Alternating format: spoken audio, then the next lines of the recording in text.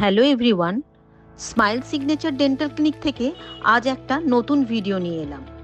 এক্ষেত্রে পেশেন্ট আমাদের কাছে আসেন ট্রমাটিক বাইট নিয়ে। ফলে ওনার লোয়ার অ্যান্টেরিয়ার দাঁতগুলো সব জেনারেলাইজড অ্যাট্রিশন হয়ে যায়।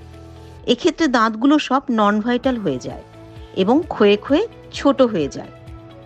উনি চান ওনার পুরনো হাসি আবার ফিরে পেতে।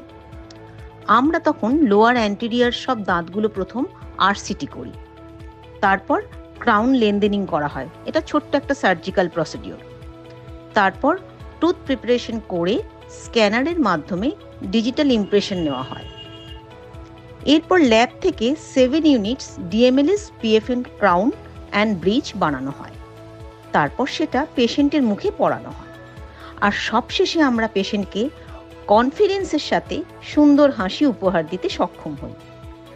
আপনারাও চাইলে আপনাদের হাসি মুখের সৌন্দর্য ফেরাতে চাইলে আমাদের ক্লিনিকে যোগাযোগ করতে পারেন। নমস্কার।